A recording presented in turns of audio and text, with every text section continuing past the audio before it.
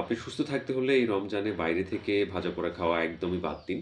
কারণ বাইরের যে হোটেলগুলোতে আপনার এই ভাজাপোড়াগুলা তৈরি করা হয়, সেখানে যেই তেলটা ব্যবহার করা হয়, একই তেল দিনের পর দিন ব্যবহার হয়, যেটা দেখা যায় ট্রান্স ফ্যাটে রূপান্তরিত হয়।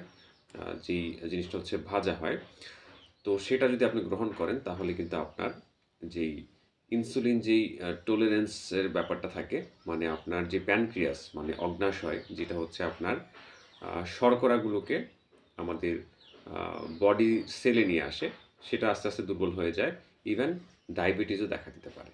তো সেই ক্ষেত্রে বাইরের আপনার এই যে এই ট্রান্স ফ্যাট মানে দেখা যায় যেই ভাজা পোড়াগুলো সেগুলো আপনি পরিহার করুন। ইভেন ঘরেও যদি খেতে হয় তাহলে বেকড করে খান। ওভেনে বেকড করে হচ্ছে খেতে হবে। অতিরিক্ত ভাজা পোড়া আমাদের এই যে প্যানক্রিয়াস বা হচ্ছে অগ্ন্যাশয়ের ইনসুলিন উৎপাদন ক্ষমতাটা মানে নষ্ট করে দেয়, যার কারণে ডায়াবেটিস হতে পারে। ঠিক আছে? তো এই বিষয়গুলো খেয়াল রাখবেন।